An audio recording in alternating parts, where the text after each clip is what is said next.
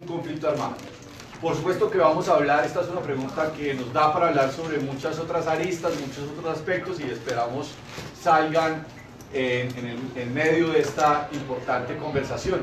Tenemos una muy afortunada presencia aquí en Llubianca, que es donde desarrollamos este importante café o este espacio de compartir, esta tertulia, y por supuesto quienes nos acompañan vía Facebook Live. Para discutir sobre esto tenemos unos invitados, hombres y mujeres, decimos nosotros una nómina de lujo. Nos acompaña el profesor Carlos Medina Gallego. Él es doctor en Historia y es profesor de la Universidad Nacional de Colombia y es una de las personas más reconocidas por estudiar el conflicto armado en el país. Nos acompaña también María José Pizarro, ella es representante de la Cámara por Bogotá, llegó por la coalición Decentes, ha tenido una trayectoria muy importante también en el movimiento de víctimas, en la lucha por la memoria, también trabajó en el Centro Nacional de Memoria Histórica. Nos acompaña María Emma Wills, ella también trabajó en el Centro Nacional de Memoria Histórica, hizo parte de la Comisión para el Esclarecimiento del Origen del Conflicto y sus víctimas, que fue uno de las facetas del acuerdo de la discusión en La Habana, un punto antes de llegar a lo que hoy tenemos de la Comisión de la Verdad. Entonces nos acompañan estas dos grandes mujeres, el profesor Carlos Medina Gallego, y bueno, comenzamos este Café Esperanza un poco para explicarles a los panelistas. Son 3 preguntas, cambia cada una de ellas el orden de las intervenciones, y la primera es la siguiente, profesor Carlos Medina. Bueno, nos sugiere el profesor Carlos Medina que comencemos con María Emma. Hola. Hola María Emma, ¿cómo estás? Muy bien, buenas noches, ¿cómo están todos? Qué rico estar así ya virtualmente con ustedes. Bueno, la profesora María Emma está en Canadá, pero pues digamos ha decidido acompañarnos en este café y lo valoramos muchísimo. Profesora, ¿qué podemos decir en torno al nombramiento que se ha dado en el Centro Nacional de Memoria Histórica, pero también a las cartas de renuncia que se han solicitado en diferentes entidades claves del país? ¿Está en riesgo la memoria histórica del país con estos nombramientos? Pues miren, la sensación que yo tengo, y por eso tenía pues afán de participar con ustedes en esta tertulia, es que lo que está en juego realmente es la fortaleza democrática de Colombia. Es decir, yo sí siento que hay un proyecto autoritario, antipluralista, que se expresa en el campo de la cultura, de la producción del pasado, pero que también se expresa en otros campos, como lo hemos visto en las intervenciones del señor presidente Duque hace pocos días para objetar la reglamentación de la JEP. Entonces, yo sí veo un proyecto autoritario que está tratando de ahogar pluralidad, el pluralismo en Colombia, y eso me preocupa sobremanera. Bien, profesor Carlos Medina, un poco lo que nos dice la profesora María Emma es lo que está en juego realmente es un proyecto autoritario que encabeza Iván Duque, y de alguna forma es por eso que se están tomando estas definiciones. Ese proyecto autoritario vendría acompañado de una idea de cambiar la historia del país, de borrar la historia del país. ¿Es eso lo que uno puede prever que está detrás de estos nombramientos, de estas decisiones? Digamos que la lucha por la historia y la memoria ha sido siempre un campo fértil de confrontaciones políticas e ideológicas, donde quienes están en el poder quieren construir un relato de la memoria de los conflictos y una narrativa de la historia que sea útil a su propia interpretación de la sociedad, del momento histórico y de su proyecto económico y político. En este momento el país tiene al frente un modelo en disputa. Yo creo que ahí hay unos elementos que se juegan, aunque las pretensiones es marchar hacia un régimen autoritario, existen fuertes sectores políticos, democráticos en resistencia, y la correlación de fuerzas en el campo político no le hace favorable a la política del gobierno de imponer de manera absoluta sus criterios en términos de la historia y la memoria. Pero sí hay elementos que son importantes tomar en consideración, porque están amenazando las posibilidades de la construcción de una narrativa que se convierta en instrumento de construcción de paz y de futuro, y es la narrativa que tiene que ver con la memoria y con la historia. La memoria y la historia son instrumentos desde los cuales las sociedades se reconstruyen, se reconcilian y reingenian su futuro para poder avanzar en términos de convivencia democrática. Aquí estamos en un punto muy difícil donde lo que debía ser un periodo de transición hacia la ampliación y profundización de la democracia, se está produciendo un fenómeno de regresión hacia un sistema autoritario, violento, represivo, que quiere desconocer la polifonía de lo que significa la construcción colectiva de la memoria. Y esa ofensiva está dirigida básicamente a la institucionalidad. Es decir, se ha cambiado el director del Centro Nacional de la Memoria Histórica, pero también se han nombrado personas en el Museo Nacional, se han nombrado personas en el Archivo Histórico Nacional y se han nombrado personas en la Biblioteca Nacional, que son patrimonio de la cultura, con elementos que hacen que se haya una preocupación fundamentalmente en la protección de los archivos, que dan la posibilidad de entender las complejidades del conflicto, que ya habían sido señaladas por la comisión que se construyó en el proceso de paz con las FARC, la comisión para determinar las causas y continuidad del conflicto armado, que parte de reconocer la existencia de un conflicto, pero que también tiene que ver con la construcción de una verdad, que no es una verdad única, que es la que se impone mediante el discurso autoritario, sino que es una verdad polifónica, donde se escuchan las distintas voces y se reconstruye en identidades, en sentidos y en proyecciones del nuevo país. María José, profesor Carlos plantea varios elementos. Yo quisiera resaltar los siguientes. Primero, la memoria como una construcción plural. Evidentemente, en un país tan diverso, pero además un país que está intentando salir de la guerra, evidentemente hay diferentes relatos de su historia, hay diferentes relatos sobre el mismo desarrollo del conflicto. Y también nos dice que ahí hay una disputa política, que hay una idea autoritaria, pero que hay unas fuerzas de la sociedad que se vienen oponiendo a esto. Y menciona, como lo planteamos nosotros al inicio, que no es solamente el nombramiento del profesor Acevedo en el Centro Nacional de Memoria Histórica, sino que también son unos cambios sensibles en la Biblioteca Nacional, en el Museo Nacional y en el Archivo Nacional. Tú, que has sido una mujer que ha representado una lucha por la memoria, una lucha también por rescatar otros relatos de personas como tu padre que intentaron transformar este país, ¿sientes confianza con estos nombramientos? ¿Crees que evidentemente se quiere imponer un relato unánime de lo que ha sido la historia, de lo que ha sido el conflicto en el país? ¿Cómo ves también, y lo decía, tenemos la fuerza quienes pensamos o quienes abogamos por ese relato plural para detener esta ofensiva contra una perspectiva más diversa de la memoria? Bueno, primero, buenas tardes, ya casi noches más bien, para todos y para todas.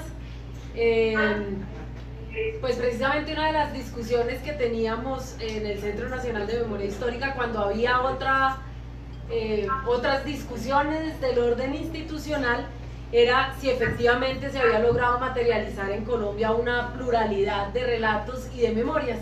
y si esas se habían podido expresar. Entonces yo no me suscribiría solamente a los acuerdos de paz, yo creo que los acuerdos de paz fueron un impulso, pero desde el 2010 Colombia empezó a caminar por unos derroteros diferentes y empezaron a surgir en la historia nacional diversas voces, a través del Movimiento Nacional de Víctimas, a través, nomás con ese cambio de gobierno, pues irrumpe el movimiento indígena con muchísima más fuerza, el movimiento campesino, el movimiento afro, y nuevas voces empezaron a surgir. Toda una generación se formó en medio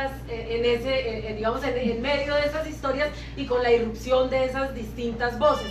Precisamente, yo recuerdo, yo estaba exiliada en ese momento y vine por primera vez al país 5 años después de haberme ido, y regresé en el año 2000, tal vez 2009, menos 2007, 2008 más o menos, y nadie podía hablar de la insurgencia armada en este país, era casi un delito, la gente se hablaba al oído, en los restaurantes las familias se rompían. Y yo creo que una generación que más o menos en ese momento, que hoy tal vez está entre los 35, 40 y pico de años, que sería más o menos nuestra generación. 30 también. No, también 30, está bien.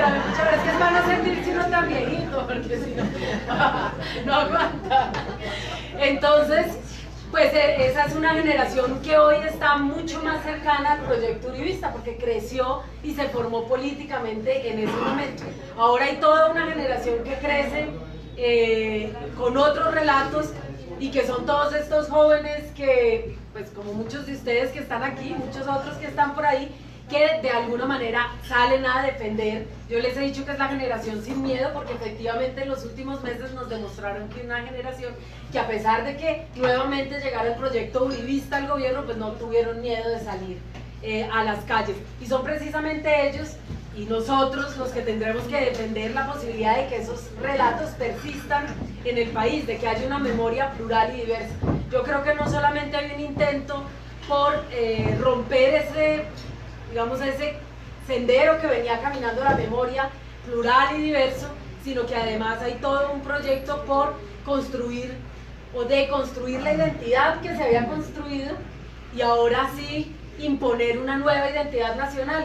Y una nueva identidad nacional son símbolos, son historias, es la memoria, es la cultura de un país. Por eso vemos lo que está sucediendo no solamente en el Centro Nacional de Memoria Histórica, en el museo, en el archivo, sino también, por ejemplo, en RTBC, con toda la producción de nuevos contenidos en el cine, y todos estos relatos que nosotros habíamos traído acá, pues evidentemente son relatos que empezarán a desaparecer, y será el intento de hacerlos desaparecer.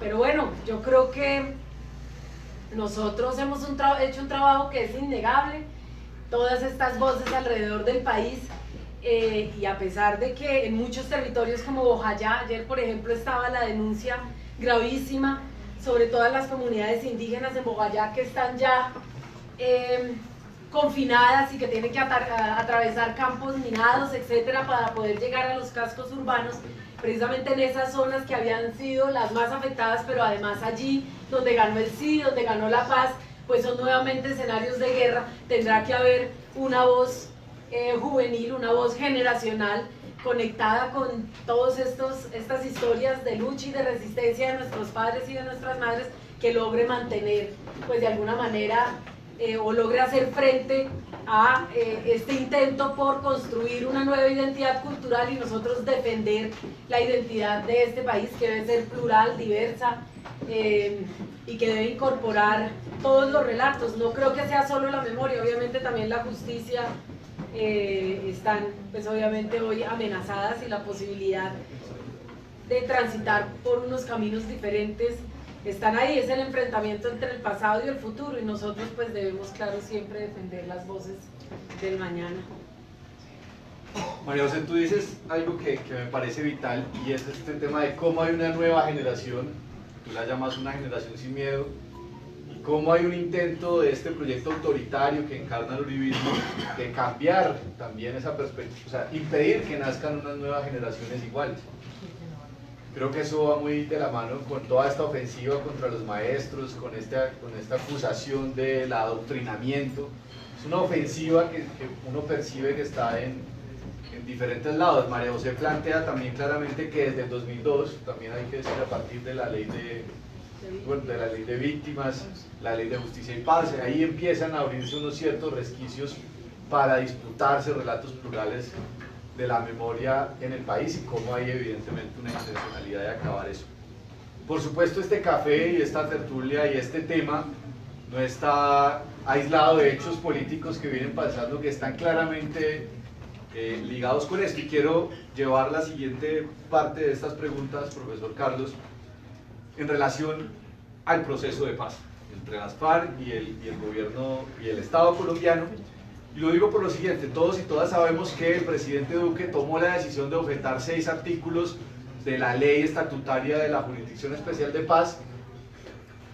Hay toda una controversia jurídica, política, pero quiero llamar la atención sobre un pronunciamiento que hace el padre Francisco de Ruz como presidente de la Comisión de la Verdad, donde dice que esa decisión afecta también ese trabajo y esa tarea y ese mandato que tiene la Comisión de la Verdad de contarle al país de forma plural lo que pasó, por lo menos durante un periodo importante del conflicto armado colombiano. ¿Tiene que ver esta decisión de objetar los artículos de la JEP para afectar también las posibilidades de acceder a la verdad en el país? Porque finalmente lo que busca todo este sistema es un poco también acceder a la verdad, por supuesto una verdad plural, un relato plural. ¿Tiene que ver esto con lo que hemos venido hablando? ¿No tiene que ver? ¿Cómo afecta esta decisión del presidente Duque? Mira, el acuerdo de paz y el proceso de conversaciones de La Habana manejó unos tiempos históricos en la construcción de ese acuerdo. Lo primero que se construyó en la discusión son las perspectivas de futuro. Y esas perspectivas de futuro no se construyeron de manera arbitraria, sino que se leyó en la causalidad y en los determinantes del conflicto, el pasado del conflicto, y se caracterizó. Y hubo 14 personas que estuvieron estudiando el conflicto y mostraron distintas miradas del conflicto colombiano. Pero era como dirigir la mirada hacia el futuro, tomando en consideración los referentes del pasado como elementos de enseñanza para poder construir un futuro con mayores niveles de convivencia democrática. Y también se tomó en consideración el pasado en un sentido particular que convoca la memoria y convoca la verdad. Y es que el pasado histórico nuestro es el pasado de la victimización y de los derechos de las víctimas. Y los derechos de las víctimas convocan al menos 4 componentes. Primero, la verdad. Hay que luchar por la verdad, y la verdad está unida a la construcción de la memoria de la victimización. Segundo, la justicia. Tercero, la reparación integral. Y cuarto, el compromiso de no repetición. Si esos elementos no se toman en consideración, seguramente el país se hundirá en un ciclo de regresión hacia la violencia y habrá repetición, no habrá reparación a las víctimas, habrá revictimización, y la revictimización comienza ignorando los relatos de las víctimas que hacen parte del sistema integral de verdad, justicia, reparación y compromiso de no repetición. Por eso cuando el padre Francisco de Ruz hace en el pronunciamiento que hizo en el día de hoy un llamado para mirar los componentes del conflicto y tratar de superarlos desde la perspectiva de que hay una crisis espiritual y hay una crisis de la espiritualidad nacional, que no es solamente la crisis económica, social y política, sino que hay una crisis de la espiritualidad nacional que se construye desde el odio, la venganza, la retaliación y el regreso a mecanismos de violencia como mecanismos de ajuste de los procesos de construcción de nación. Esos elementos juegan de manera determinante en el proceso de construir un escenario que se piense en términos de los acuerdos y las posibilidades que los mismos tienen, no para que sean acuerdos para las FARC, porque es que yo creo que ese acuerdo ya dejó de ser de las FARC. Lo que ahora le corresponde a la FARC es lo de la implementación en la crítica situación en que se encuentra el proceso de implementación. Pero el acuerdo general para una paz estable y duradera debe tener distintos dolientes. Es que yo quiero ver el movimiento campesino luchando fundamentalmente por el punto 1 del acuerdo sobre el desarrollo rural. Yo quiero ver a todos los partidos políticos y a las fuerzas democráticas y a los movimientos sociales luchando por el punto número 2 de la ampliación y la profundización de la democracia. Yo quiero ver a todas las víctimas salir a la calle, 8.5 millones de víctimas reconocidas por la institucionalidad, salir a la calle a defender la Jurisdicción Especial para la Paz. Yo quiero ver a los jóvenes salir a luchar por un país y por un futuro cargado de esperanza, de democracia y de posibilidades de ser. Es decir, cuando se piensa en el acuerdo, cuando se piensa en el proceso, se sabe que ahí, en ese proceso, hubo una construcción de imaginarios de futuro que hoy buscan echarse por la borda. Pero me parece que es importante establecer, por lo que María Emma nos puede ayudar a construir, porque hizo parte no solamente de la comisión de investigadores de las causas determinantes del conflicto y de sus permanencias, y ella fue una de las voces de ese proceso, sino además por el papel importantísimo que jugó como asesora del Centro Nacional de la Memoria Histórica. Es que ella es protagonista del desarrollo de la construcción de los relatos y de las narrativas que tienen que ver con las posibilidades de la construcción del futuro, con un elemento que María señalaba que es muy difícil, y es que a nosotros se nos está arrebatando la cultura histórica de la nación a partir de los procesos educativos. Es decir, acuérdense ustedes que en el proceso de paz se definió que la historia debía volver a los colegios. Hoy no quieren porque piensan que la historia es instrumento de adiestramiento ideológico, y eso no puede ser así. Hay que construir los referentes iconográficos de la nación colombiana y de sus identidades que hoy se quieren borrar. Simón Bolívar, Santander, Nariño, que es un protagonista al que yo amo profundamente y un símbolo de la nacionalidad colombiana, se requiere que surjan nuevamente en los imaginarios de los jóvenes para que se proyecten desde la historia en la construcción de su futuro. Pero hay un fenómeno que es el presentismo, y ese presentismo está aniquilando en el cuerpo social, en la sociedad nuestra, las posibilidades de tener una cultura histórica que es desde la cual definimos nuestras formas de actuar y de comportarnos en la historia de la nación. Por eso me parece que estas reflexiones se enriquecerían mucho con las opiniones de María Emma Huita.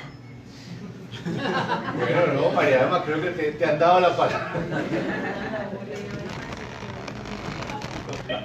María Emma, yo, además de lo que le pregunté al profe,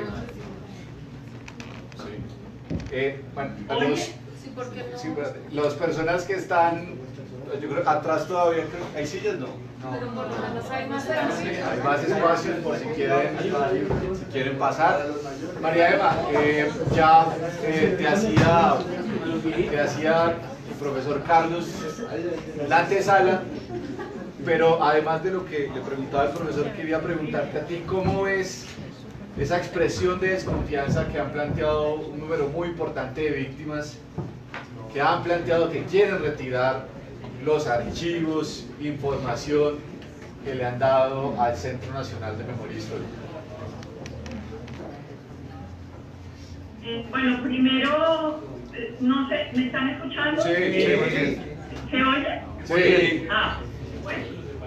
Entonces, primero yo quería regresar como a lo que está en juego en este momento y a la pluralidad de las memorias y al autoritarismo que representa el proyecto Duque Uribe, porque lo que yo estaba pensando también y lo que he visto es un esfuerzo por recomponer el campo simbólico, el campo de la cultura alrededor de dos polos, dos bloques que se confrontan profundamente. El bloque, digamos, en términos, digamos, de ciencia política, uno diría que las discusiones se están llevando a cabo como discusiones entre amigos y enemigos.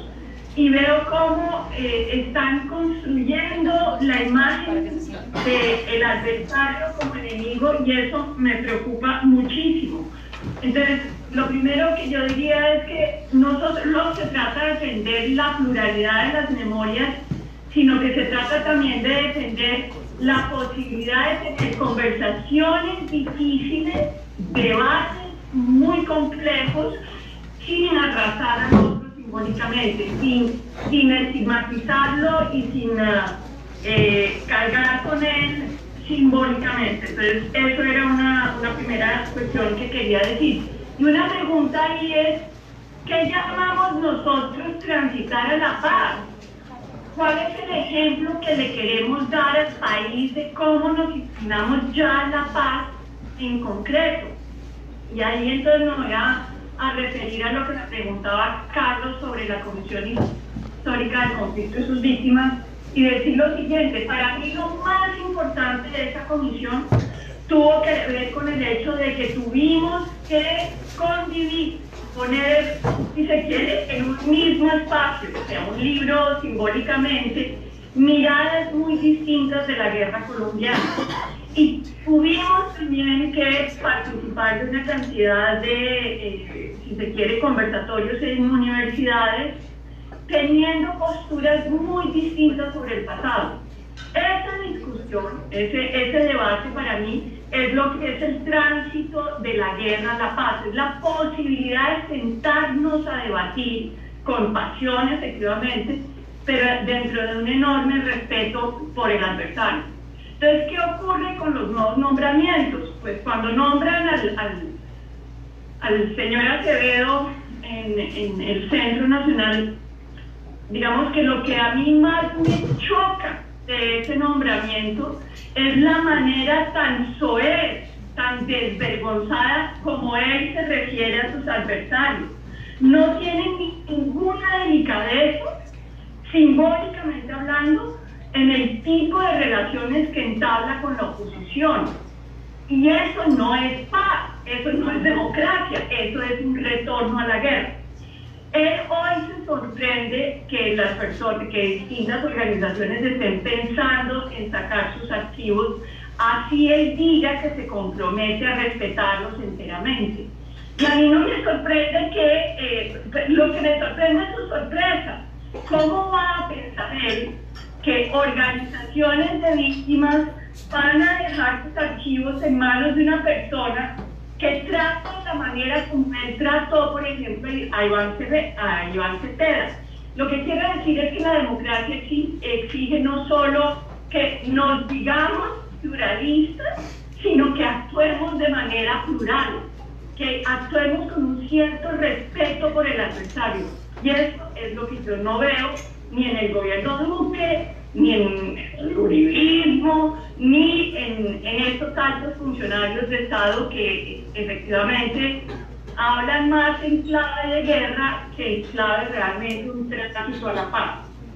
Y termino diciendo algo. Las palabras de Pacho de Rú. Pacho se refiere a una ética. Para mí la ética está, si se quiere, incorporada en la manera en cómo nos relacionamos con los demás.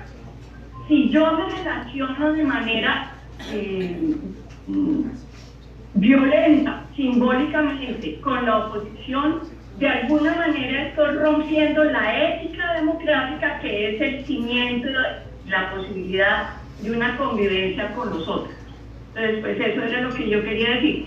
No es solo pluralidad en términos de que seamos diferentes, sino también en la calidad de las relaciones que entablamos con quienes no piensan como nosotros.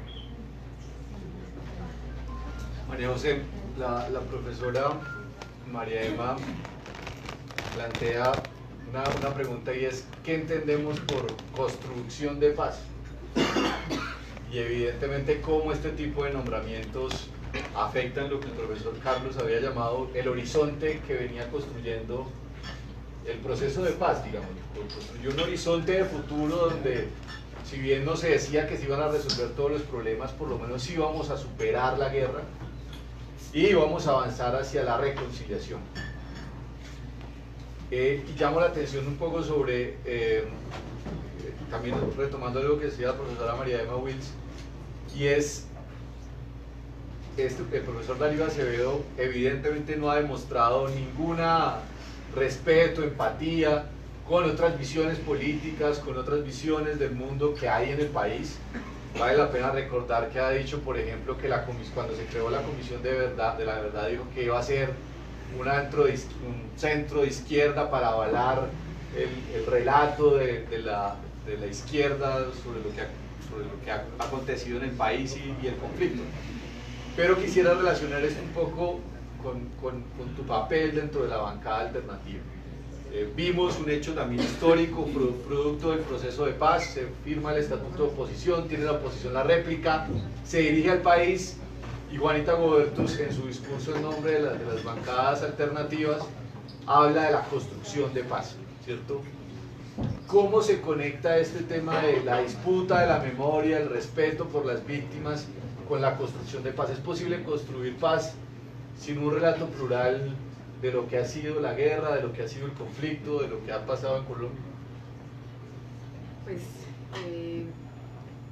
no es que sea sencillo, ¿no? No es que vaya a ser un camino despejado o que de alguna manera sigamos andando por el camino que veníamos. De alguna manera empiezan a atravesarnos palos en el camino y nosotros vamos a tener que apelar a la creatividad y a la grandeza y a la generosidad, porque ellos básicamente no son nuestros iguales y se están comportando de una manera completamente diferente. Ayer, en esta semana pasaron varias cosas que a mí me parecen preocupantes.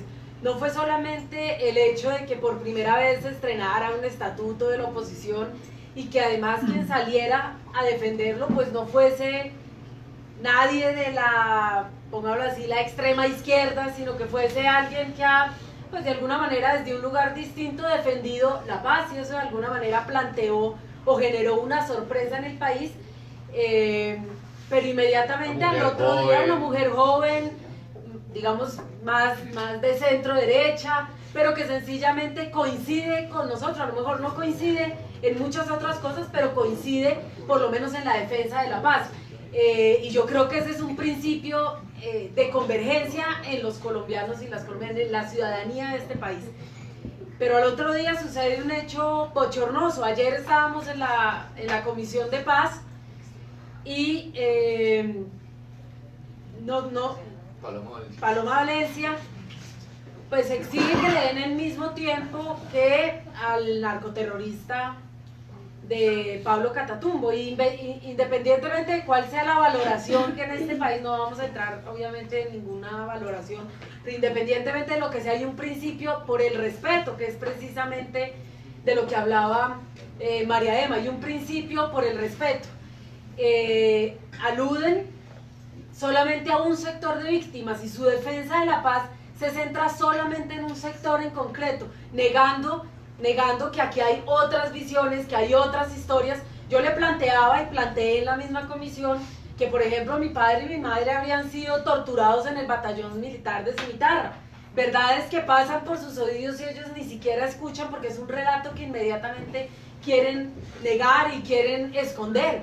Es un relato que existe, es un relato que no se ha permitido en este país que sea narrado, y es, pues digamos, la memoria que muchos hemos defendido desde lugares diferentes, historias distintas, pero que buscábamos decirle a este país que precisamente la reconciliación pasa por la humanización de aquel que toda la vida te han dicho que tienes que destruir y tienes que aniquilar políticamente, independientemente de que se haya alzado en armas, sencillamente porque tiene una visión del mundo completamente distinta a la tuya.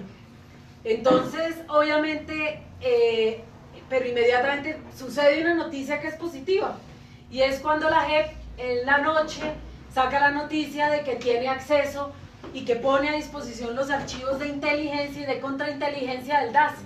Bueno, entonces ahí vemos cómo este es un escenario en disputa, pero yo no creo que sea solamente que ellos de manera caprichosa coloquen a esta persona al frente del Centro Nacional de Memoria Histórica.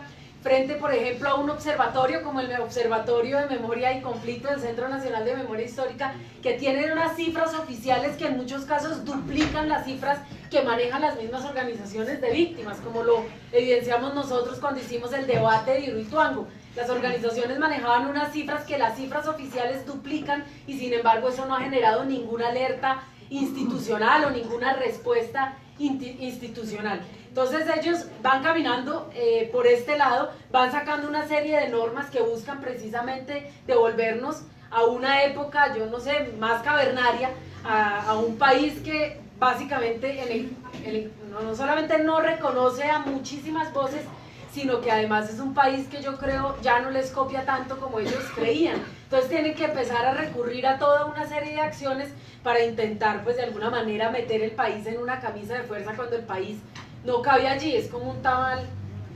mal envuelto, ¿no? Dirían por ahí, es un tamal.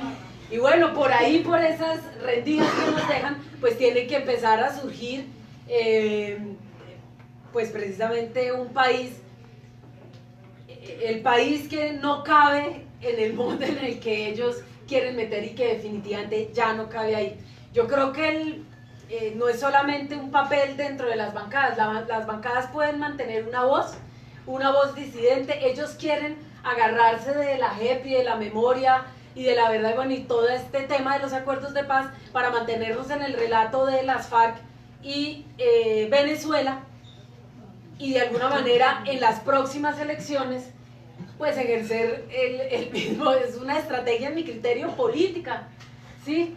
Por un lado es una estrategia cultural en vías de poderse mantener después del 2022 y por ahí empiezan a construir un solo relato y a deconstruir el relato que ya estaba, lo que acabamos de decir, y por el otro lado en la inmediatez necesitan mantenernos en esta discusión para evitar que todos los problemas de este país que ya estaban pues de alguna manera aflorando, el problema de la educación, el problema de la distribución de tierras, la corrupción, etcétera, pues obviamente termine yendo en detrimento de sus propios intereses políticos. Entonces yo creo que ahí nosotros tendremos que ser muchísimo más recursivos y creativos, y nosotros no podemos mantenernos solamente en una voz de disidencia y de resistencia. Nosotros tenemos que mantener esa voz, claro, pero tenemos que salirles al paso, y es un poco sacar, que afloren, que sigan aflorando esas disputas que tiene el país, pues digamos, eso que ha sido eternamente postergado y que gracias a este acuerdo de paz, pero a los anteriores acuerdos de paz, pues de alguna manera fueron planteando vías de escape para ese molde en el que nos quiere meter el uribismo. Entonces yo creo que ahí nosotros tenemos que jugar a muchas bandas. A veces somos muy pocos en el Congreso, pero tenemos que mostrar que esa poca presencia en el Congreso, somos 46, mucho más de lo que hemos sido antes, pues en la calle se manifieste de manera masiva. Y es un poco mantener esa conexión con la sociedad y con una presencia masiva en las calles, lo que nos va a permitir pues de alguna manera ejercer desde afuera la presión que muchas veces no se puede hacer al interior del Congreso de la República. Profesor, usted ahorita hablaba de algo que es vital, no podemos desconocerlo en este Café Esperanza, sobre la memoria, sobre el relato histórico de nuestro país, y es, o más bien contextualicémoslo así, estamos en el bicentenario de la batalla de Boyacá, ¿cierto? Estamos a 200 años de construir o de intentar construir nuestra vida republicana, y también se ha dado una controversia en torno al tema, ¿cierto? Podríamos decirla en dos vías, diría, o sea, línea editorial de este programa, mía propia, David Flores, que en el marco de esta estrategia política de la que nos hablaba María José, que tiene una perspectiva claramente electoral, pero que tiene una dimensión de batalla cultural, de batalla ideológica, estas palabras que dio Iván Duque desde Estados Unidos, cuando agradece a los padres de la patria norteamericana en su papel en la independencia, digamos, de Colombia, cuando evidentemente sabemos que eso no es así. ¿Qué opinión le merece? Digamos, ¿eso está articulado? ¿No está articulado? ¿Hay una intencionalidad detrás de eso? ¿Qué podríamos decir de eso? Desde luego hay una intencionalidad que es la subordinación del poder de la magistratura primera al poder norteamericano y de tratar de ganarse simpatías que no se requieren ganar porque los norteamericanos tienen absolutamente clara la subordinación que ha tenido este país a los grandes imperios y a las grandes potencias. Esto no es nuevo. La intervención que se está produciendo en Venezuela por parte de Colombia en términos de agenciar ese tipo de conflicto, ya lo habíamos tenido en el caso de las Malvinas, el único país de América Latina que se pone del lado de Inglaterra cuando Argentina está reclamando las islas de las Malvinas. Entonces, ahí está un proceso histórico de subordinación. Pero quiero referirme al Bicentenario porque este es un momento de patria boba. Es decir, si uno no tiene claro la historia de la nación, si no tiene claro su memoria histórica, no entiende que este es un proceso, el que estamos viviendo acá, de patria boba. Y es de patria boba en el sentido de la analogía que se puede hacer de que marchábamos hacia la independencia y por consecuencia de nuestros propios conflictos políticos regresamos a la reconquista y hoy marchábamos hacia la paz a través de acuerdos de paz y como consecuencia de nuestros propios procesos de polarización retornamos a la guerra. Y yo quiero decir algo que me parece que es fundamental. Una nación que no tiene viva su memoria y su historia está condenada a vivir en la guerra porque está condenada a vivir en un presentismo de conflictos sin perspectiva de futuro. Y eso nos está pasando a nosotros en este momento. Es que la memoria no es cualquier cosa. Es que la historia no es cualquier cosa. Es que son los elementos constitutivos básicos de los procesos de identidad y de reingeniería permanente de la sociedad y de la nación que nos puede llevar a escenarios democráticos mucho más amplios y profundos. Porque la democracia y el pluralismo no se construye porque nosotros la coloquemos en la Constitución, en el preámbulo de la Constitución. Desde luego que ese preámbulo de la Constitución lo que nos está diciendo es que este país es el resultado de una historia múltiple, de una historia regional, de una historia étnica, de una historia de mujeres y de jóvenes, de un pluralismo político que ahora ha dejado de ser, en términos clásicos, elementos constitutivos del ejercicio del poder soberano del Estado para definir su perspectiva de futuro a través de la elaboración de sus normas. No, eso desapareció. Aquí desaparecieron los anclajes constitucionales e institucionales que le permiten a la nación resolver sus problemas, porque como lo ha señalado Duque, aquí no hay Estado. Aquí lo que hay es gobierno permanente y las políticas son políticas de gobierno y se puede desobedecer los mandatos estatales como el mandato constitucional y el bloque de constitucionalidad, colocándose, por ejemplo, en contra de la Corte Constitucional. Es decir, hay unos problemas supremamente graves en términos de los poderes y lo que significa la separación de esos poderes. Cuando usted tiene capturada la justicia, cuando usted tiene capturada los organismos de control, cuando usted tiene capturada los imaginarios de la política, usted tiene sometido institucionalmente a la nación y frente a una sociedad como la nuestra, analfabeta políticamente, que se subordina a la capacidad que tienen los medios para construirle la realidad e imponerle la realidad, porque no hay memoria y no hay memoria histórica y no hay perspectiva de identidad en la memoria. Es que hay un elemento que es fundamental. Reclamar la memoria no es solamente un ejercicio político de la democracia, es un derecho fundamental de las víctimas de adquirir identidad, de ser escuchadas, de poderse referenciar frente al mundo, de ser reparadas. Es que la memoria y la verdad reparan a las víctimas. Es el primer elemento. Yo construí los foros de víctimas y llevé 5 delegaciones de víctimas a La Habana. ¿Y sabe qué decían las víctimas auténticas? No las víctimas hechizas, sino las auténticas.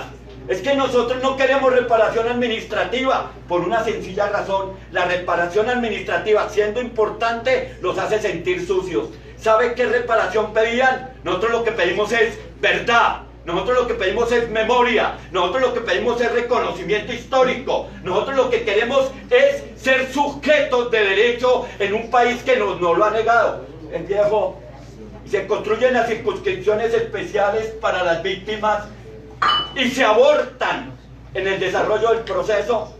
Decir, eso tiene que quedar plasmado en la memoria colectiva de nuestra nación, pero también hay que prestar especial atención a la memoria individual, porque yo todos los días me encuentro con una señora de un caso extremo de desaparición forzada, que está buscando a su hijo y me dice, acompáñeme en la ruta de buscar a mi hijo, vamos allí, vamos allí, vamos allí, porque uno de los crímenes más dolorosos es el crimen de la desaparición forzada. Por eso está SPADES, por eso está el Móvice. Es que aquí, como lo decía María, no son solamente las víctimas de la FARC, que son víctimas y que son legítimamente víctimas, pero es que no son las únicas. Hay víctimas de los agentes de Estado, hay víctimas del paramilitarismo, hay víctimas del narcotráfico, hay víctimas de la política económica y social del Estado, hay víctimas de múltiple naturaleza y causalidad. Y esas víctimas demandan de que se les preste atención, de que se les repare en verdad, se les repare en memoria y se les permita construir un proceso de reconciliación. Es que este país no está maduro para la reconciliación. Y la reconciliación es un elemento fundamental para avanzar en el camino de una nueva nación con un horizonte de progreso y de democracia mayor. No somos capaces de perdonar. Vivimos anclados en una cultura de la venganza, en una cultura de la retaliación. De ahí que la crisis nuestra, además de ser económica, política, social, ideológica, es una crisis de espiritualidad. De ahí el llamado del Padre Francisco a tener una fundamentación ética que nos permita andar en lo público y a entender que lo público no puede ser el botín de las nuevas élites económicas de la nación. Es que lo público y la privatización de lo público, la privatización del Estado, el Estado en su totalidad está siendo privatizado y el blanco de la acción de los empresarios que quieren usufructuar el poder económico y político del Estado es el presupuesto público con el que se hace la política pública que garantiza los derechos fundamentales. Es que se tomaron la educación y por eso están promoviendo la educación privada. Es que se tomaron la salud y promueven la salud no como derecho fundamental, sino como servicio en términos económicos. Es que se han tomado las carreteras, los puentes, los aeropuertos, han vendido este país. Somos arrendatarios en nuestro propio país y pagamos la deuda que ellos deben en términos de su voracidad económica. Ahí está la PORI. Es una vergüenza lo que nos está pasando en un conflicto que surge en el campo y se retoma todo el poder de los terratenientes. Es que es proveniente de las empresas de este país que llega al Ministerio de Defensa Botero. Es que se tomaron el gobierno, ya no confían en los políticos, los empresarios se tomaron la institucionalidad y privatizaron el Estado y lo pusieron a su propio servicio. Y eso no sirve, no sirve.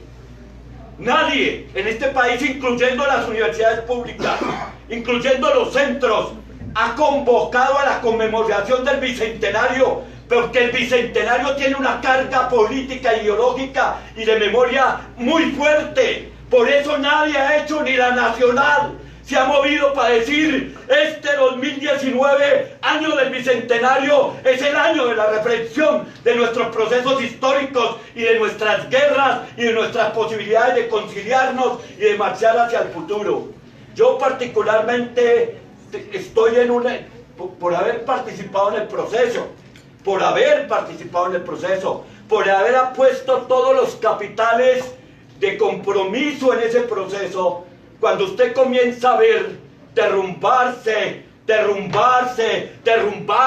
erosionarse ese proceso, usted no deja de sentir angustia por el país que va a heredar a sus hijos y a sus amigos. Usted claro que siente ese tipo de angustia.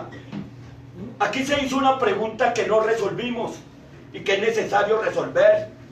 Ellos piensan que toda acción de resistencia en este país y el derecho a la rebelión se ha transformado en actos terroristas, y que como son actos terroristas no deben entrar en el universo de las posibilidades institucionales, sino que lo que hay es que acabar con ese proceso.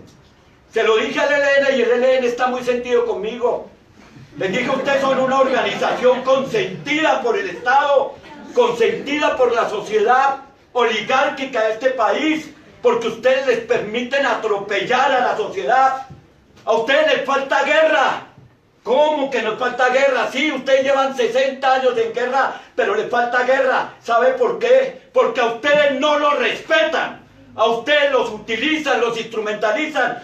Todos los procesos de paz desde 1990 han estado ahí, el ELN en una mesita escondida o saliendo un poquito, pero estuvieron en el proceso con los paramilitares y no avanzó. Estuvieron en el proceso que se desarrolló en la Uribe y no avanzó. Estuvieron en el proceso del Caguán y no avanzó. Ahora que estaban al frente, los necesitaban.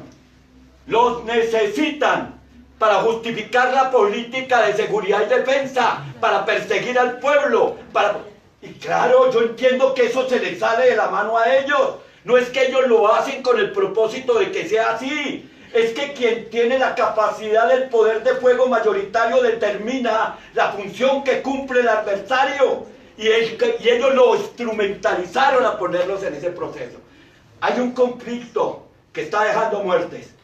Ahora nos toca prestar especial atención, porque la curva de muertes, de asesinatos, de desapariciones durante el periodo del 2012 al 2017 estuvo bajando, hasta que ustedes pueden rastrear la memoria de prensa y verán que el hospital militar quedó vacío, porque no había muertos ni policías. Pero es que es muy fácil desarrollar una guerra en este país cuando se coloca al frente de los cañones y de las líneas de fuego a los pobres y a los marginados. Es que son los hijos de los pobres contra los hijos de los pobres los que se están matando para que los hijos de los ricos como los Uribe se enriquezcan haciendo manillas. Por Dios, eso tiene que ser reseñado, eso tiene que mostrarse, que tengan zonas francas, que se llenen de plata, de que tengan centros comerciales a los 30 años. Por Dios, si mis hijos hacen manillas y no tienen una zona franca. La corrupción, el poder utilizado y puesto al servicio de los intereses de las élites, tiene que ser puesto a consideración en la naturaleza de nuestro conflicto. Y indiscutiblemente, en mi concepto que he trabajado durante 40, 50 años, el conflicto armado en todos los actores políticos, todas las formas del conflicto. Aquí hay un conflicto armado y hay que resolverlo como se resuelven los conflictos armados. Déjenme terminar con esto. El ELN va a pasar los 4 años del presidente Duque sin que le duele una muela. Sin que le duele una muela, y se irá Duque y el ELN continuará viviendo, porque la única forma de sacar al ELN del proceso de la confrontación armada estaba en la mesa de conversaciones de La Habana, pero ahora la Delegación de Paz de La Habana, por el incumplimiento de los protocolos, hecho que es absolutamente inaceptable que no cumplan los protocolos. Eso me parece difícil, porque tienen embalado a Noruega, tienen embalado a Cuba, tienen embalado a mucha gente.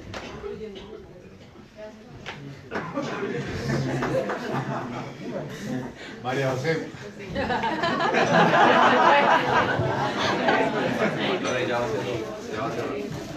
Estamos cambiando el orden, siempre el orden de las intervenciones. Volviendo a la pregunta inicial que le hacíamos al profesor Carlos Medina, pero así como, en esta disputa por la verdad, por ese relato plural, por que evidentemente, digamos, podamos avanzar en ese horizonte que se planteaba de superación del conflicto, ¿qué opinión te merece a ti esas declaraciones de Duque de que en buena medida nuestra independencia se le debe a los grandes próceres, a los padres de de la patria, en este caso de los Estados Unidos. No, pues a mí me da mucho pesar porque yo lo que veo es que Duque no es un hombre libre. Él está cooptado por unos intereses, es el presidente de las corporaciones, es el presidente de Uribe, es el presidente de los norteamericanos, es el presidente de Guaidó, es el presidente, pero no es un hombre libre. Es un hombre que no es libre, pues tiene que responder a, como he dicho, cualquier acción que tenga, pues no va a responder a construir país ni a construir sociedad, sino va a responder a unos intereses en concreto, y está amarrado por todos lados. Yo lo que veo es pues yo realmente lo digo siempre, él es un producto publicitario, así como construyes a, no sé, a Maluma o a cualquiera, pues tú construiste a un señor para que fuera presidente, con canitas, no tan, pues, o sea, Macron me parece más chusco, podríamos decir. A mí, pues, ¿qué quieres que diga? Que no me despierta ni un mal pensamiento, ni medio. Pero quiero decir, el tipo es un producto y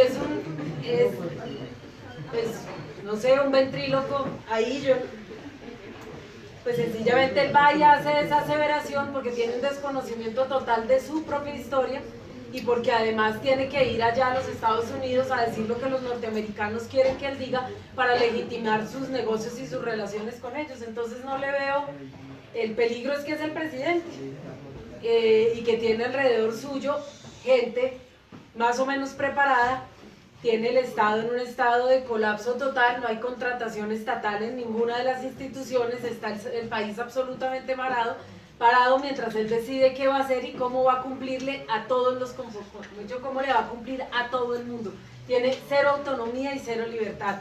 Y tiene un Congreso que a donde él se mueva a un ladito, donde él coja por donde no es, inmediatamente le va a caer toda esa bancada uribista con toda la rabia además y el odio que ellos manejan. Y a mí me cuesta mucho trabajo hablar en términos derrotistas porque si no, pues sencillamente dejaba la política, me iba y me construía un hostal en Cali más tranquilo, ahí sí para ver pasar gringos que vengan y nos cuenten cosas chéveres de sus países, exactamente para ver a la América y asumimos una vida completamente diferente. Pero como asumimos este camino, pues tenemos que ver nuestro propio destino con un mínimo de esperanza. Yo me acuerdo cuando estábamos en los talleres de víctimas, yo creo que María Emma seguramente le pasó lo mismo y al profesor también. Uno oía, yo me angustiaba muchísimo por los niños, porque resulta que ellos estaban en esos talleres escuchando durante horas y horas y horas un discurso absolutamente dramático de país. Y no quiero decir que no exista y que no sea una realidad, pero nosotros mismos tenemos que empezar de alguna manera ese relato, poder narrarlo de una manera que despierte un mínimo de esperanza. Cuando a ti te han dicho durante generaciones, y es un poco lo que nos pasa a nosotros, este país está acabado, no hay futuro, fuera de eso mataron a todos los papás, los poquitos que sobrevivieron dicen, pues pucha, este país no tiene remedio, cada vez que pasa algo menos tiene remedio. Bueno, afortunadamente está usted, les toca a ustedes, vayan a ver cómo hacen. Y uno tiene todo un bagaje atrás, pero al mismo tiempo tenemos un futuro por delante y tenemos unos niños que están creciendo alrededor de nosotros y tenemos un mínimo de responsabilidad con ellos. Yo creo que nuestro relato tiene que empezar a ser en términos positivos y empezar a dar un mínimo de esperanza en el sentido de que su futuro no puede ser el futuro de nuestros padres y de nuestros abuelos y no puede ser el futuro de Simón Bolívar ni de Gaitán, ni de Galán, perdón, no Galán.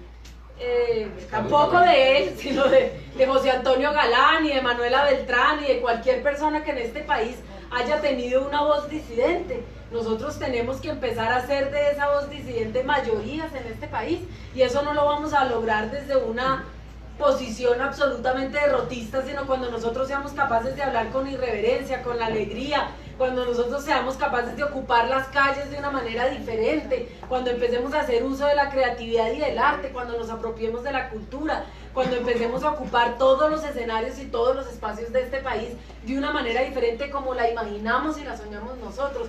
Y es nuestro derecho, porque sobrevivimos, nosotros también sobrevivimos a unos años difíciles, porque crecimos cuando todo el mundo decía que nosotros no íbamos a crecer en este país o que no íbamos a poder florecer, pues a decir, pues miércoles, nosotros queremos madurar, envejecer y además morirnos aquí tranquilamente y ese es el destino que nosotros queremos, no sé, garantizar para nosotros y además legar unas cosas diferentes, pero es nuestra responsabilidad y dependerá mucho de cómo nosotros lo hagamos. A mí a veces me dicen que soy en exceso conciliadora. Bueno, yo concilio en el sentido, hay unos innegociables, pero yo creo que hay un país entero por construir y nuestro trabajo no puede ser encerrado alrededor de nosotros mismos, sino que tenemos que ir a hablar con un país que está, por ejemplo, que pone unos porcentajes inmensos de su cultura, de su realidad, de su identidad, por ejemplo, en las iglesias.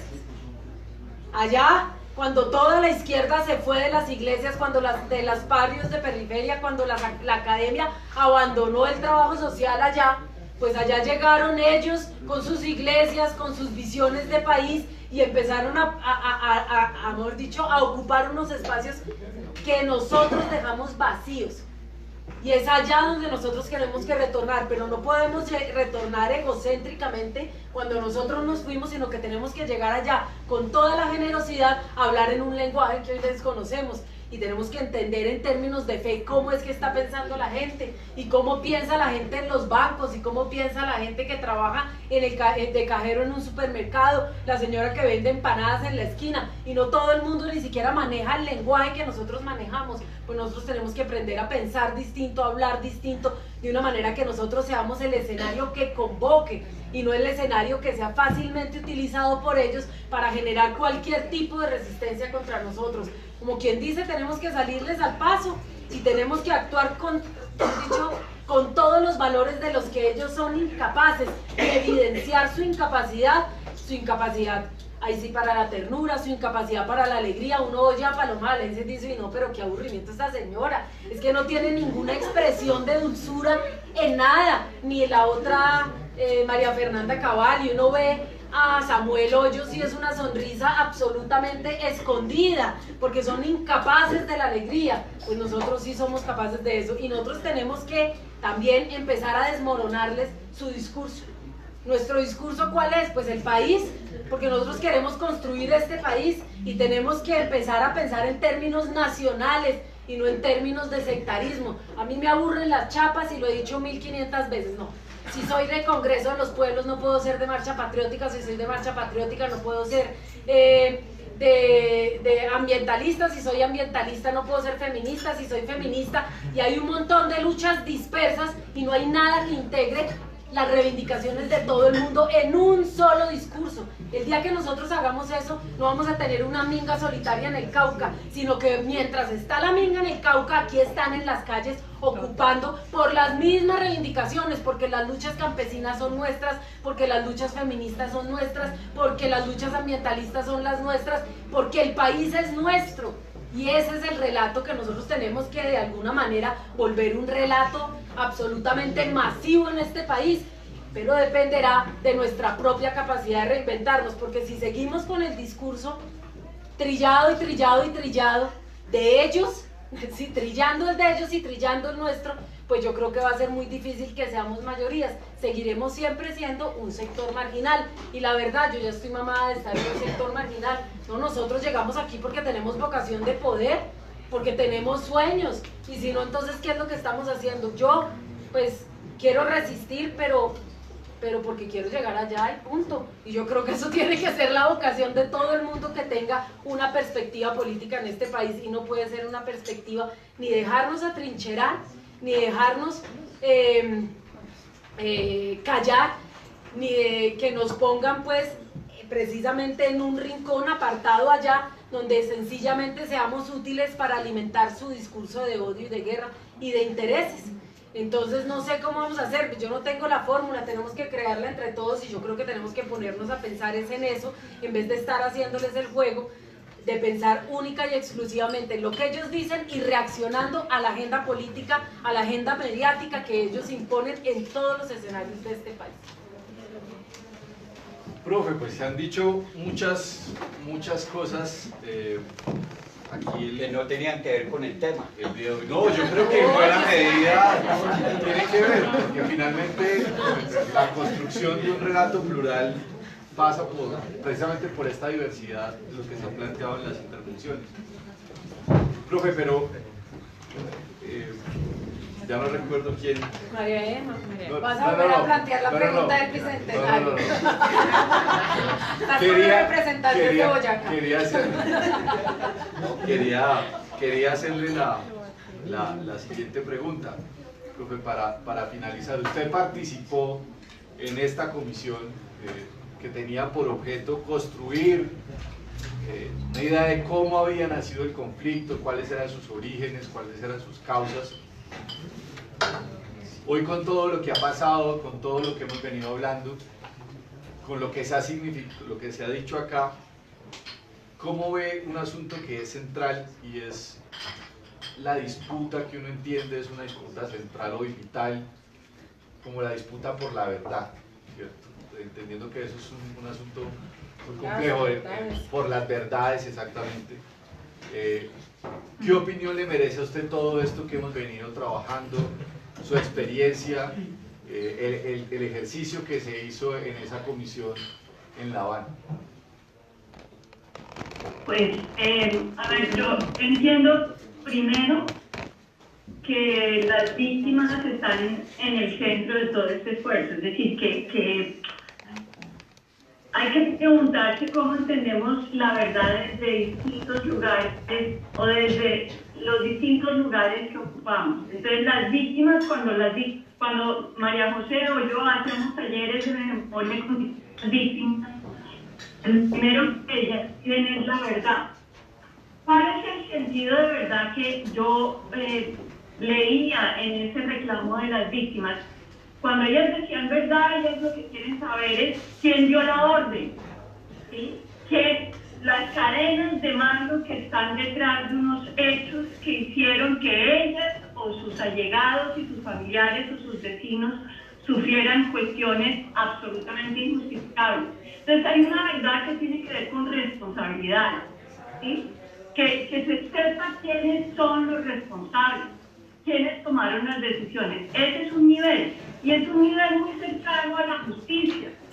Es decir, si dejan operar a la JEP, vamos a tener de parte de esos juicios que se están llevando a la JEP, por eso esperamos, vamos a tener después de esos juicios un saber que no teníamos al inicio, y es quiénes son esas cadenas que dieron esas órdenes que terminaron en esos crímenes. Ese es un primer nivel. Y ahí creo que, si se quiere, en eso de las responsabilidades, no hay pluralidad. No es que haya miles de verdades alrededor de responsabilidades. No, si tú dices una orden, tú eres el responsable. No hay 20.000 interpretaciones sobre eso. Pero luego hay un contexto histórico que le da sentido a esas cadenas de mando. Y ese contexto histórico es el que me parece a mí que sigue siendo plural. Es decir, hay un otro nivel que tiene que ver con ¿y por qué ocurrieron esos? ¿Por qué hubo esos mandos, esas cadenas de mando? ¿Por qué hubo esas órdenes? Y ahí el foco ya no es el evento y la responsabilidad del evento, sino más el sentido histórico de un proceso. Alrededor del sentido histórico yo creo que hay múltiples interpretaciones. Esas múltiples interpretaciones es las que quisiéramos debatir, pero no en el tono que están proponiendo Duque y Uribe. Porque uno debate no desde la perspectiva de que el otro es un enemigo, sino que uno debate con la perspectiva de que el otro tiene una interpretación histórica distinta a la mía, y yo voy a hacer todo el esfuerzo por rebatirlo, si no estoy de acuerdo con él, a partir de argumentos y a partir, si se quiere, de una discusión pública donde hay unos límites, y esos límites tienen que ver con la aceptación, si se quiere, y la delicadeza con la que yo entablo el debate. Entonces yo diría que lo que no podemos perder es un debate democrático, y lo que nos quieren imponer es un debate que es la continuación de la guerra en el campo político. Así como se dice, me niego a perder la esperanza, yo me niego a perder la esperanza, yo me niego a pensar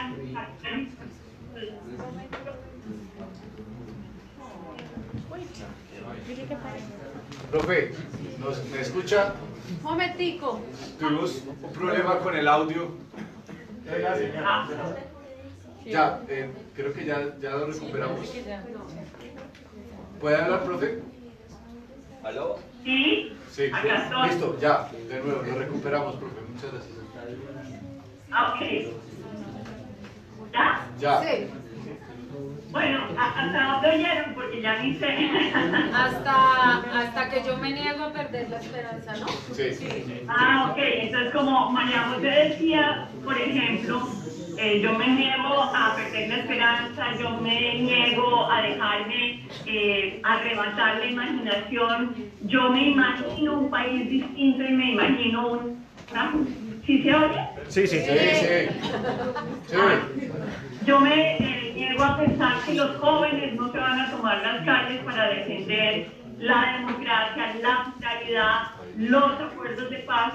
Yo en mi fuero interno también me niego a que la propuesta que ellos hacen de discusión pública sea mi propuesta. Yo me niego a pensar que la manera de debatir sobre el pasado es la manera como debate el señor Acevedo sobre el pasado. Yo me niego a pensar que el debate sobre el pasado es para arrinconar al otro en una visión de que él es el bárbaro y yo soy la heroína.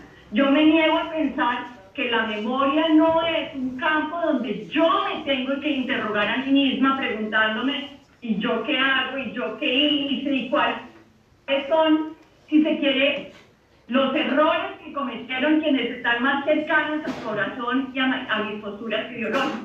Entonces, sí creo que acá estamos trazando fronteras frente a lo que no somos. Yo no soy y no quiero llegar a ser una persona que piensa que la guerra en Colombia fue de héroes y de bárbaros. Yo pienso que la guerra en Colombia fue mucho más compleja y exige lecturas mucho más finas de lo que hicieron los unos, los otros, nosotros, desde la calle, o lo que no dejamos, o lo que no hicimos desde la calle, en fin. Y por eso yo creo que es un momento muy importante. Ahora, yo sí quiero decir que en este momento me parece que hay que hacer sentir en las calles. Yo sí siento que así nuestra democracia tenga miles de problemas, sea limitada, no haya cumplido con todos los sueños que uno puede tener alrededor de un orden y de una sociedad estática. En este momento es necesario salir a defender la democracia. Lo que está en juego es democracia práctica que tenemos, porque es fácil a tratar de imponer una sola visión de la historia, pero además van a y están tratando y han controlado todos los órganos de control del Estado colombiano. Y en este momento, y con eso termino, con las objeciones del presidente Duque a la ley reglamentaria de la JEP, lo que Duque está mostrando es que no entiende que la democracia es la restricción del poder. La democracia es que no haya un solo poder soberano, que haya unos contrapoderes que justamente restringen al Ejecutivo. Y cuando él no acepta la sentencia de la Corte Constitucional, lo que está diciendo es que él piensa que hay un poder soberano por encima de los demás. Y eso me parece gravísimo. Bien, tenemos personas conectadas en el Facebook Live, nos han mandado diferentes comentarios. Gustavo Baella dice: no sería importante poner en evidencia la escasa veracidad de muchos de los medios de opinión, reforzando casi siempre el discurso uribista. Nos escribe Jenny Astrid Bedoya: sería interesante que hablemos sobre la construcción de paz territorial cuando son los paramilitares y los grupos armados los que controlan el territorio, barrios, comunas, municipios, departamentos. Estos son, digamos, algunos de los comentarios que nos hacen a través de Facebook Live. Para acabar, quisiéramos darle la palabra a una persona, una o dos personas máximo. Preguntas que hayan, digamos, brevemente por efectos de tiempo. Entonces, atrás estarías tú, de pronto una persona más, para cerrar. ¿Nadie más? ¿Listo? Acá. Pero en breve. ¿Sí? 1 y 2. ¿Cómo es tu nombre? Camilo. Camilo, dale. Bueno, entonces, con un grupo de jóvenes en Rodemos el Diálogo, donde trabajo, estamos en una iniciativa donde los jóvenes buscamos acercarnos a víctimas, combatientes y consultores de paz. Un poco en la línea que decía María José, ¿cuál crees que debe ser ese mensaje un poco en el derecho a imaginarnos un país diferente? O sea, de reunirnos, entender lo que pasó y cuál debe ser el paso siguiente para poder convencer a la juventud, sobre todo de que la guerra no es solamente un camino un poco feo, sino que realmente es necesario acabarla. Antes de empezar, quiero saludar, por supuesto, a los amigos y amigas de Rodemos el Diálogo. La presencia de ustedes fortalece mucho. Rodemos el Diálogo es una experiencia que se la ha jugado con la paz, de diálogo plural. Bueno, hace un espacio similar a estos, unos desayunos bastante ricos para debatir, para construir paz, y tiene múltiples iniciativas que vale la pena que podamos acompañar. Creo que es @Rodemos el Diálogo. Rodemos el Diálogo. Allá hay hombres y mujeres muy comprometidos con la paz y la reconciliación. Qué chévere que estén acá. ¿Cómo es tu nombre? Fabián. Fabián. La pregunta era para la profe María Emma Wilson. O sea, Profe, ¿escucha? Claro que para el profe... bueno, el profe Carlos Medina también la puede... Sí, es para los tres. Cuando la profe hace la referencia a la cadena de mando, resulta que, o sea, dentro de las mismas que no lo está escuchando. A ver, hable un poquito más duro, por favor. Más duro. Es que cuando la profesora... Pero ella no, o sea, para que... no viene Porque ella está mirando acá. No, pero el computador está acá. Listo, nosotros escribimos en el Skype la pregunta. Es que justo en este momento se está cortando la señal del internet. O para el profe Carlos Medina. Bueno, da la pregunta.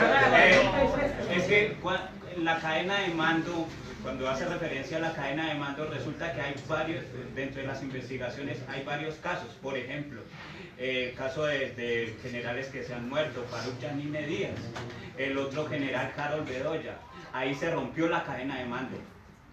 Y la pregunta es, ¿qué pasará de aquí en adelante cuando la cadena de mando precisamente se rompe por estos elementos nefastos, generales y militares vinculados directa o indirectamente a los crímenes de guerra? Bien. Eso. Profe, ¿escucha? ¿Nos escucha? ¿Sí? La pregunta tenía que ver con la cadena de mando. Que hay casos donde, valga la redundancia, el alto mando ya ha muerto, ¿sí? Y que hay una ruptura, digamos, allí de la cadena de mando.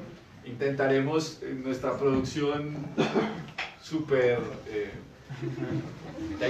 técnica, con todo el amor que hacemos esta tertulia, mandarle la pregunta por escrito. Quiero hacer una última pregunta, porque evidentemente, como lo decía María José, pues tenemos esperanza, y por eso pues este programa o esta tertulia se llama Café Esperanza. Era la reflexión, la idea de, bueno, no estamos condenados a vivir siempre la guerra, podemos hablar sobre distintas cosas en este país, tener ideas diferentes, y además estamos absolutamente seguros que con estas nuevas generaciones y con muchos esfuerzos vamos a lograr cambiar nuestra realidad.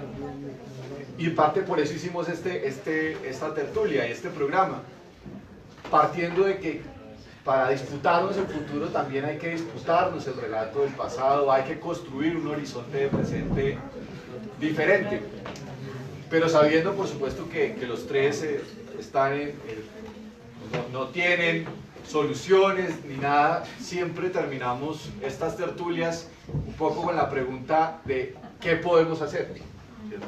¿O qué se nos ocurre hacer? Sabiendo que pueden haber muchas ideas, pero a ustedes tres, ¿qué se les ocurre que podríamos hacer, qué podemos proponer en esta situación de este proyecto político autoritario que quiere claramente distorsionar esa realidad, que quiere imponernos un solo relato, un relato que desconoce las víctimas, que desconoce la diversidad, y que evidentemente tiene unos propósitos políticos y culturales. Esto más las otras preguntas, pero en esto sí les voy a pedir, profe, aquí usted manda la clase, aquí yo estoy moderando. Entonces, Ojalá pudiera mandar en la clase. Entonces, brevemente, así en casi que en titulares, frases, ¿sí? Frases.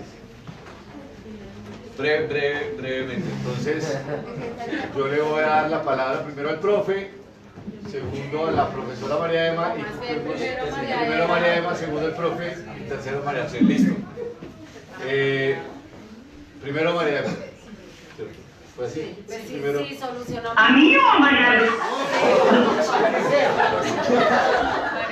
La profesora María Emma. No, yo ya lo dije, yo creo que la pregunta que tú hacías, yo ya respondí, yo dije que me parecía que había que tomarse las calles, que hay que realmente en este momento ser activo.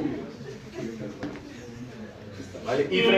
Y no quedarse en casa, es decir, el país no va a cambiar quedándonos en casa. Yo sí pienso que en este momento hay que tomar posturas, y hay que tomar posturas activamente en las calles, de manera imaginativa. Eso. El país no va a cambiar quedándonos en las casas. Eso está un mensaje bien potente. Profe. Mire, sobre la cadena de mando. La cadena de mando no se rompe cuando se muere el oficial.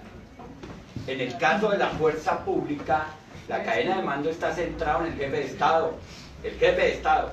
Si la cadena de mando se cumpliera, el presidente Juan Manuel Santos debía estar preso por el asesinato cometido en la persona de Alfonso Cano. Porque además salió, y hay acervo probatorio, salió a decir: yo di la orden de ejecutar a Alfonso Cano. ¿Se entiende? Él es cadena de mando y lo hizo en unas condiciones en las cuales se comete un crimen, siendo la cadena de mando. Claro, muchos oficiales están en la cárcel.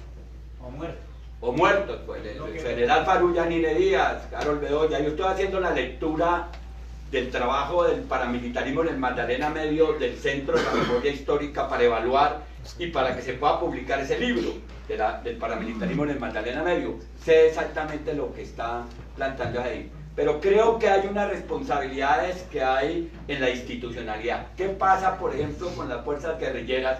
Que ese es un problema fuerte. Voy a tocar el caso de lo del... Sí, un momentico, pero para explicarles sobre el caso de la escuela General Santander. ¿Usted cree que la cadena de mando del COSE o de la gente que está en La Habana sabía lo que iba a pasar en la General Santander? No tenía ni la menor idea. ¿A quién se responsabiliza ahí? A plan estratégico de guerra. ¿Se entiende? Y ese plan estratégico, ¿quién lo construyó? La Asamblea, el Congreso. ¿Se entiende? Entonces, ¿cómo se define ahí? Usted está trabajando. Cuando llegaron a La Habana las FARC, se dieron cuenta de que cada uno de los que llegó a La Habana de la FARC tenía una FARC en la cabeza. Y que lo que unía a esa FARC era el plan estratégico y el programa de gobierno. Permítame señalar 5 puntos para salvar la memoria hoy. Además de salir a las calles, uno, es necesario que los movimientos sociales, todos, construyan sus propios archivos de memoria y construyan sus propios espacios de memoria. Es necesario hacerlo como lo está haciendo lo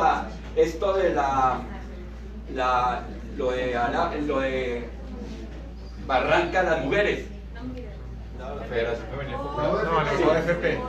La OFP, que creó su propio museo de la memoria y sus propios testimonios. Es necesario construir los parques de la memoria. Es necesario construir toda una estrategia para recuperar los testimonios que se están perdiendo porque la gente se está yendo, ¿sí? Es necesario convocar a las universidades, se está yendo de la vida. Es necesario convocar a las universidades, a los centros de investigación, a construir esa memoria frente al problema que tenemos de una institucionalidad de la memoria atrapada por el autoritarismo. Hay muchas formas de construir la memoria donde la responsabilidad de cada cual está en darse. Pero el otro es el problema de la construcción de la democracia, y en eso yo sí creo que los jóvenes juegan un papel fundamental, y lo que decía María Emma es básico. Contra la democracia autoritaria institucional, democracia de calle.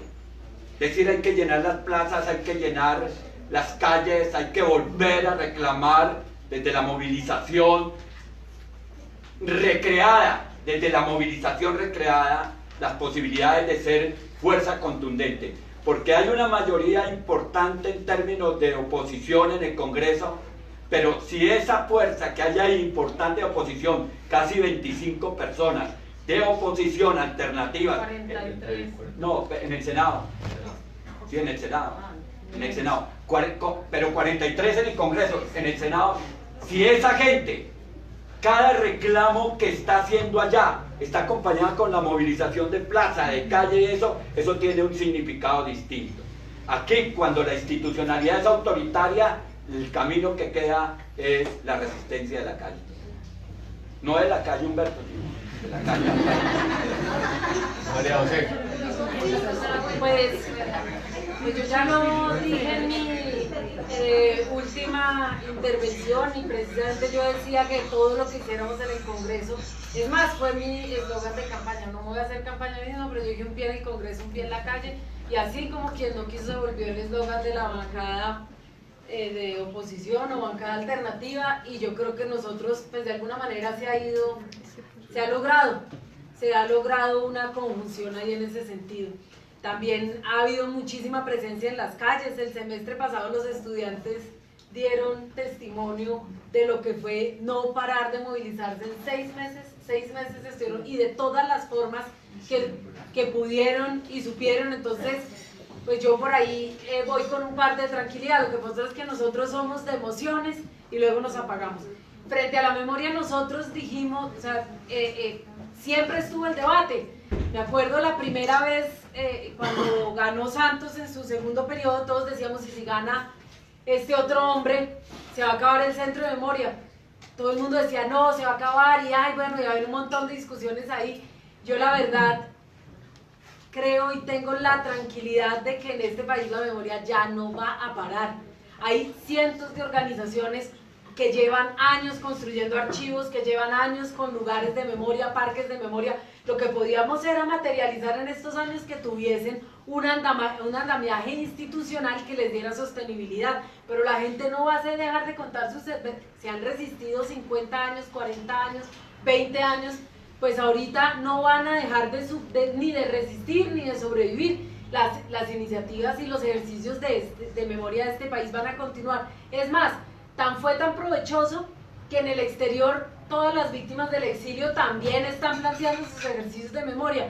Entonces, lo que nosotros tenemos que hacer es ponerlos a ellos en el centro del relato para que múltiples voces puedan alimentar toda esa curiosidad que tienen las nuevas generaciones, porque eso tampoco va a parar. Como ya hay, no sé, miles de informes, el Centro de Memoria construyó 95 informes. Y yo quiero saber cuánta gente se leyó los 95 informes. Ni yo, que trabajé 5 años en el Centro de Memoria.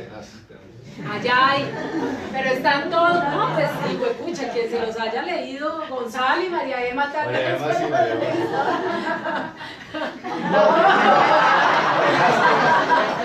Que no escuche arriba, sí, Entonces, yo creo que efectivamente, y lo dije, la vaina está en las calles de manera creativa, de manera alegre, con nuevos lenguajes, lo acabo de decir, y tú me preguntabas, para no pues, repetir lo que ya han dicho, tú me preguntabas que cómo podemos decirle a las nuevas generaciones que la guerra es algo insufrible.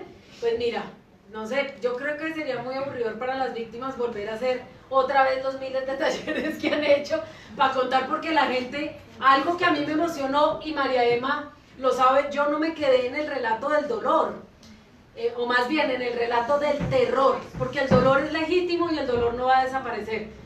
Nosotros vamos a seguir sintiendo dolor por la gente que perdimos, por nuestros padres, por nuestras madres, por nuestros amigos que seguimos perdiendo.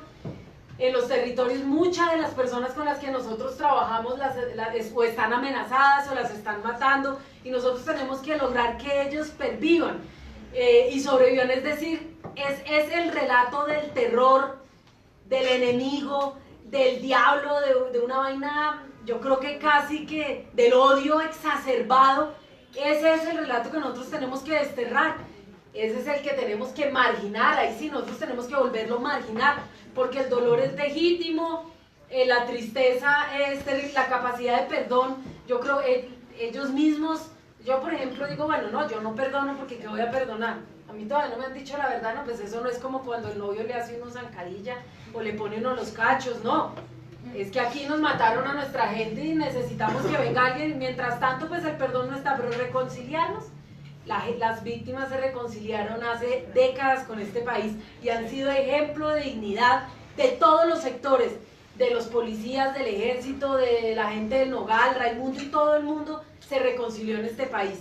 Entonces, si la sociedad no es capaz de reconciliarse, pues no les podemos chantar o de perdonar, como dicen, pues no les podemos exigir a las víctimas que perdonen ellas, no, eso no, o sea, a ver, entonces ahora toda la reconciliación depende de si las víctimas son capaces o no de reconciliarse, no, yo creo que por ahí no pasa la cosa, la cosa pasa, no solamente es un tema de empatía, pero ahí hay miles de relatos que no van a desaparecer de las redes, ni el trabajo que hizo el Centro de Memoria, ni los centros distritales, ni las organizaciones de víctimas van a desaparecer, están ahí, solo es cuestión de buscarlas y de ponerlas en evidencia.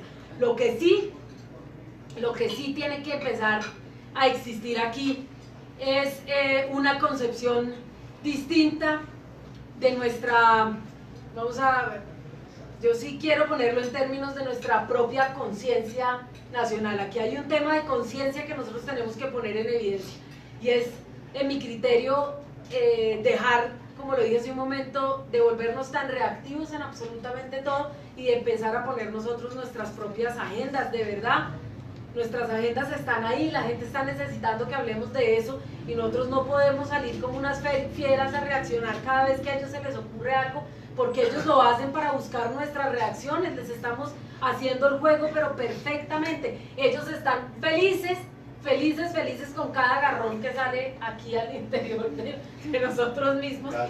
Cada trino ahí. Ellos están felices con todo eso. Nosotros tenemos que empezar a poner las agendas nosotros y hacer política de verdad. De verdad, la agenda la ponemos nosotros y vamos a hacer la política que nos gusta a nosotros, como queremos hacerla y no en función de las agendas que ellos nos ponen y que los medios reproducen como se les da la gana. Sencillamente, entonces, ayer les dije, estas mujeres de la Corporación Rosa Blanca, ¿qué se llama? Llegan y dicen, es que nosotros queremos que nos den una intervención igual que a los victimarios. Yo me paré y dije, oye, de verdad, Juanita, pues aquí se hace el mundo al revés, porque bueno, podremos hacer todo tipo de valoraciones en otro sentido, pero que digan que Aida Bella es una victimaria, que yo soy una victimaria, que Juanita Gubertos es una victimaria, pues me parece que ellos ya aquí hay una interpretación completamente desproporcionada de este asunto y nosotros tenemos que básicamente de verdad empezar a pararles menos bolas y pararle más bolas a lo que nosotros queremos hacer como país. Pero la memoria va a seguir, así esté Acevedo al frente del Centro Nacional de Memoria Histórica. María Eva, ¿cuándo vuelve?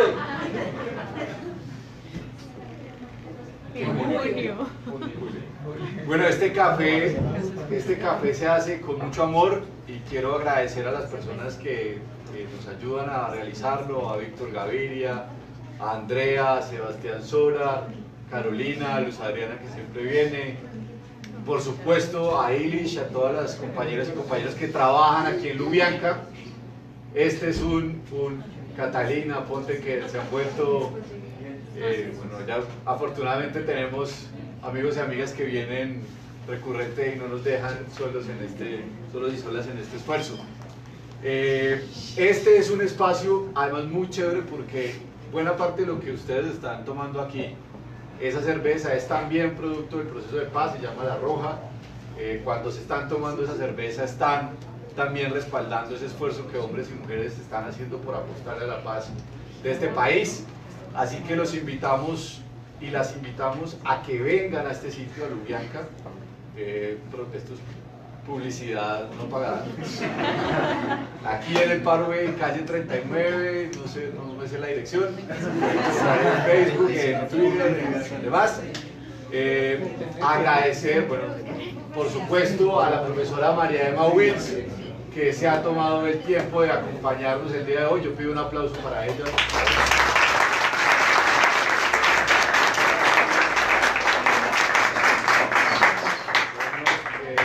Por supuesto, un aplauso para María José Pizarro.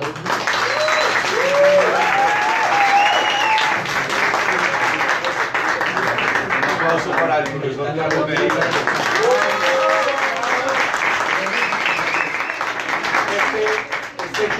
Un aplauso para ustedes, muchas gracias por venir. Muchas gracias por venir. Este café es cada 15 días, los jueves a las 6 p.m. Los invitamos a que nos sigan en las redes, @esperanzacafé, en Facebook Café Esperanza, en Instagram, también bueno, de quien les habla, David Flores, que modera esta tertulia, también @David Flores MF, otra publicidad política no pagada.